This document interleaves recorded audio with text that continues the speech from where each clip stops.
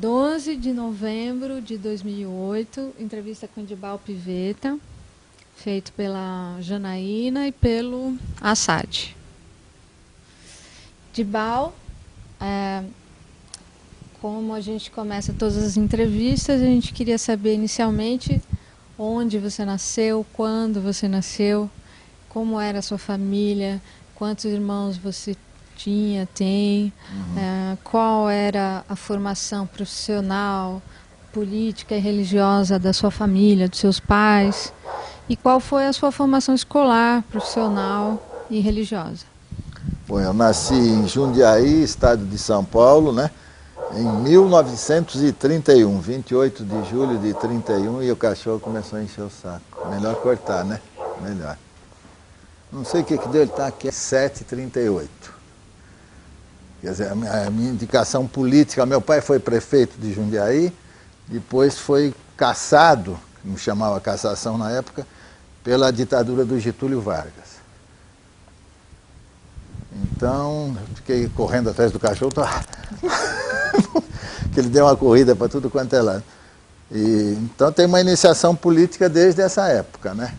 O seu pai era prefeito de Jundiaí. Ele trabalhava... Era de que partido? Trabalhava em quê? Ele trabalhava com administração de fábricas de seda. Ele seria assim, sei lá como é que é o nome, um gerente de uma fábrica de seda importante lá de Jundiaí. Depois ele foi prefeito eleito pelo Partido Constitucionalista, que era um partido que nasceu para fazer oposição ao Partido Republicano, que era o partido daquelas origens republicanas antigas, tradicional e bastante arcaico e reacionário. Então, surgiu em São Paulo e em alguns outros estados do Brasil um partido novo, chamado Partido Constitucionalista, que elegeu alguns prefeitos e alguns deputados. Ele foi um prefeito eleito, mas não chegou a terminar o mandato, que foi cassado. Na época, representaria, assim, um avanço liberal na política brasileira. Então, eu sempre...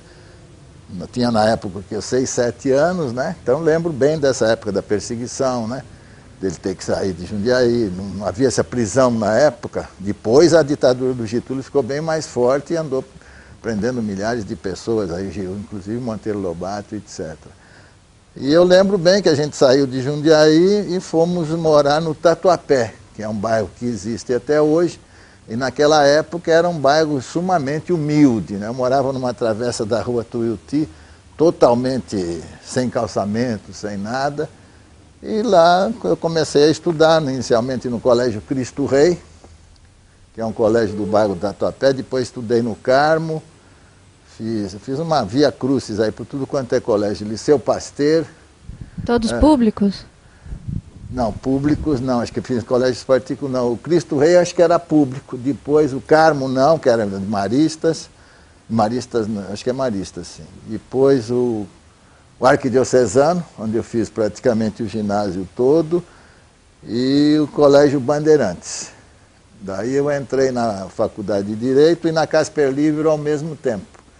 Então eu fiz o curso de Direito e Jornalismo ao mesmo tempo. Tive Direito pela manhã, e à noite fazia jornalismo. Que ano que você entrou na faculdade?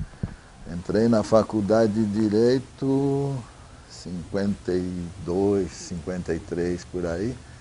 Formei em 57, 58, nas duas, porque como eu fui presidente da UNE, eu perdi um ano no Rio de Janeiro. Eu, como presidente da UNE, morava no Rio, na Praia do Flamengo 118, onde existe esse terreno. Era o antigo prédio do Clube Alemão, que na época da Segunda Grande Guerra, os súbditos do eixo, que era Alemanha, Itália e Japão, foram perseguidos pelo governo brasileiro e Palestra, Palmeiras, por exemplo, aqui teve grandes problemas e lá eles tomaram esse terreno e deram para os estudantes. Esse terreno não, era um prédio, na rua do Praia do Flamengo 118. Eu morei um ano lá, por isso que eu perdi um ano nas duas faculdades. Então,